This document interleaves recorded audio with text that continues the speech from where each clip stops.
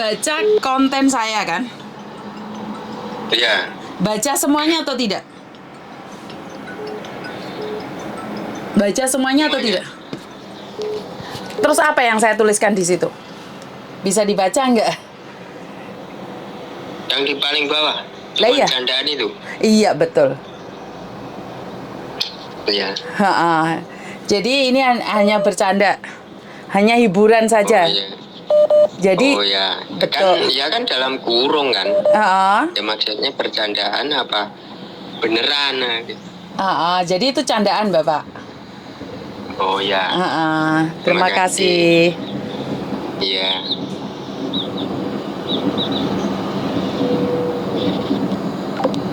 Oke. Konten saya ini padahal ini sudah berkali-kali saya katakan bahwa ini adalah candaan. Jadi konten ini adalah candaan ya Mbak ya. Jadi konten ini tidak ada. Dalam ini saya mengatakan bahwa cuman bercanda, jangan diambil hati. Saya kurang tahu gaya bercanda kita itu seperti apa dan bagaimana. Ini adalah bercanda. Ini sudah setahun yang lalu saya sering post dan 2 tahun yang lalu saya sering post. Ya daripada kita sepaneng. Job ular ini tidak pernah ada. Job ular ini tidak pernah ada Mbak. Ini saya ular ini ambilnya dari Google. Nah, ini apa yang kita pelajari dari job ular ini? Karena peminatnya terlalu banyak tentang job cowok, maka para mafia itu akan mempergunakan itu. Nah, ini yang nyata-nyata saya katakan di bawahnya bercanda. Itu pun kalian tanggapi dengan sangat serius. Artinya adalah di luar sana itu banyak mafia-mafia yang akan mempermainkan ini. Ini yang nyata-nyata saya ambil dari Google. Foto ular ini saya ambil dari Google 2 tahun yang lalu dan saya sering post ini semua bahwa ini adalah bercanda. Tapi tetap terus-terusan ada yang mengatakan bahwa ini adalah beneran. Dulu saya sempat berbicara dengan Mas Andro dan mengatakan saya ini ingin klarifikasi kalau ini cuma candaan. Tapi apa yang saya ingin katakan di sini adalah saat sosial media keluar itu tergantung dari daya tangkap kita. Ada yang menganggap suatu serius, ada yang menganggap itu adalah bercandaan, ada yang menganggap itu adalah pelecehan, ada yang menganggap itu adalah kebohongan, ada yang menganggap itu adalah cuman guruan belaka. Jadi semua itu tergantung dan berpulang pada kita, tanggapan kita. Padahal di bawahnya sudah ditulisin bercanda. Jadi bercanda apa sih artinya? Kita bisa guyonan kan Mbak, di media sosial kita bisa bercanda, tertawa. Bahkan saya tidak ingin marah. Kalau di sosial media saya lebih memilih untuk bercanda dan tertawa bersama dibandingkan saya marah. Dan ini menyalahartikan ya. Dari beberapa hari ini saya sering bercanda di sosial media seperti saya bilang dibutuhkan yang serius saja cowok yang gajinya 1 harinya 500 nyikat untune macan. Macane sopo sing nganti disikat untune? Berarti kan sebenarnya common sense juga. Ini adalah common sense juga dari kita semua bahwa ada sesuatu yang kalian harus tahu, ada sesuatu yang harus kalian pahami. Job ular yang saya taruh di Facebook itu tidak benar. Bahkan kalian yang selama ini menanyakan job cowok ke saya itu di sosial media yang diupload katanya di kebun, di ini, di itu nggak ada. Jadi mereka, sebagian dari mereka itu ambil dari Google. Foto orang lain, begitu juga dengan scammer. Fotonya orang lain dibuat profil, fotonya orang lain buat data-data kalian, foto orang lain itu buat memanipulasi kita. Karena itu saya selalu bilang bahwa sosial media itu adalah pisau bermata dua. Kalau bisa membunuh orang lain, jangan lupa dia juga bisa membunuh kita. Kalau bisa membuat orang lain dipenjara karena ini, tapi kita sendiri bisa dipenjara gara-gara sosial media. Jadi kenapa saya selalu bilang berhati-hati? Kalau zaman dahulu berhati-hatilah dengan mulutmu. Mulutmu adalah harimaumu. Tapi sekarang hari-hari ini adalah mulutmu itu berubah jadi tangan. Hati-hati dengan tanganmu, dengan jari-jarimu mulai ngetik. Kalau salah kamu ngetik, maka berujung di penjara juga. Dan kita salah-salah membuli orang, kita bisa masuk penjara. Artinya adalah berbijaklah bersosial media. Jadi di sosial media selalu saya katakan bahwa apa yang kamu pikirkan, bukan apa yang kamu rasakan. Kamu ki mikir apa, tulisan apa ndek kono. Tapi ingat, jangan sampai pikiranmu lebih cepat daripada tanganmu. Orang mikir tanganmu wis ngetik dikit, akhirnya menyesal. Wis menyesal kadung dibully, di delete. Nggak bisa. Sudah di screenshot, sudah kemana-mana. Dan kalian baru menjelaskan. Nah, artinya adalah pikirkan dulu. Sebelum ini tak keluarkan. Saya itu buat status, Mbak. Orang ngetik-ngetik terus mana tak lepas, no, enggak. Ngetik-ngetik tak woco meneh. Ada yang tersinggung nggak? Kira-kira ini rasis nggak? Kira-kira ini menyinggung nggak? Kira-kira ini menyakiti nggak? Ini tentang status. Begitu juga dengan kata-kata saya. Kadang-kadang saya selalu berkata dan saya narik ke belakang, saya narik nafas besar ya.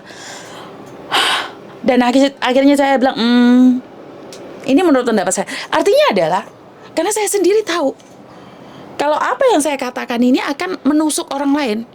Makanya saya tarik balik, saya coba untuk begitu juga dengan kalian. Bercandaan boleh, tapi jangan kebablasan. Karena kalau canda yang kebablasan, kadang-kadang itu tidak tahu menghargai. Dikiranya saya itu lost doll, tapi tetap bisa membedakan. Bukan saya gila dihormatin atau pingin dihormati, tidak. Kalau saya sopan, Anda seharusnya juga sopan. Gila. Anda sopan, saya segan. Anda nggak jelas, saya akan berlalu. Saya pun nggak akan marah, karena bagi saya adalah marah itu membuang energi positif saya. Lebih baik saya mendengarkan ceramah-ceramah hakim, ceramah-ceramah yang lain daripada saya harus mendengarkan atau merasakan sakit kalian menghina orang lain. Jadi saya itu sama dengan Anda. Saya itu punya rasa sakit, saya punya rasa malu, saya punya rasa harga diri, semuanya ada. Tapi saya mencoba untuk mengendalikan itu semua. Jadi buat teman-teman di luar sana, kalau ada informasi, tolong ditelaah. Walaupun kamu ngebet, walaupun kamu bingung, walaupun kamu takut, ditelaah dan dicerna benar-benar. Ditelaah dan dicerna benar-benar. Jangan sampai itu akan berakibat fatal pada diri kita. Itu akan menyakiti diri kita sendiri. Jadi buat teman-teman di luar sana, selalu semangat. Karena gimana ya, saya selalu bilang, baterainya entek ternyata.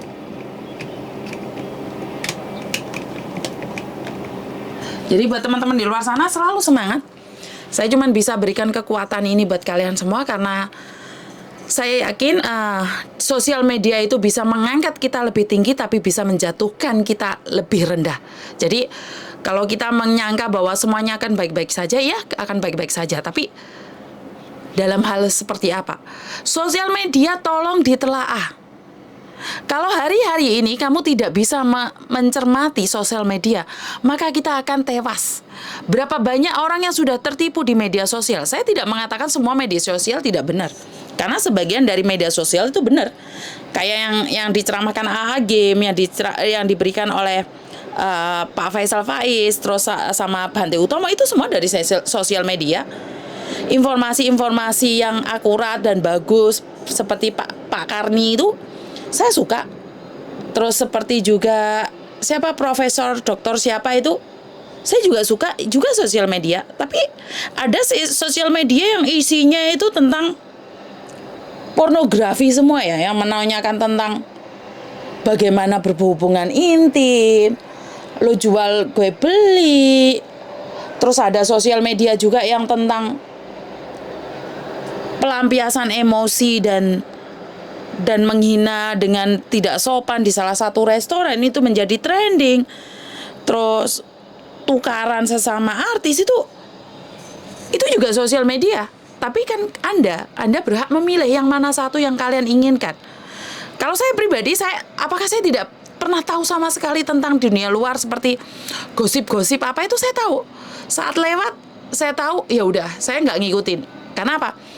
Tidak mungkin semuanya manusia itu putih. Kadang-kadang kita bosen pingin lihat yang lain. Boleh, tapi jangan fokuskan diri kita pada sesuatu yang jelek. Seperti semalam Sebenarnya saya sudah baca informasi tentang salah satu model di Hong Kong yang dibunuh oleh orang dan dimutilasi. Nah, waktu kita makan, itu anak saya menceritakan itu pada bapaknya. Tapi bapaknya langsung bilang, "Nak, sesuatu yang terlalu jelek jangan diceritakan pada tengah malam atau pagi hari." Kenapa, Pak? Karena akan punya efek di memori otak kita. Ceritakan saat siang kan kita banyak aktivitas, akhirnya lupa. Dan siang tadi saya berbicara dengan anak saya cuma bilang sama anak saya, "Le, ngerti nggak? Sebenarnya Mami sudah baca informasi itu sore tadi.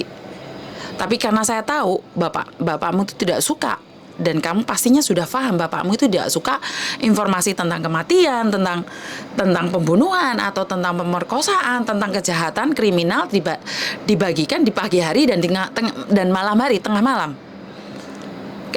Iya, Mi.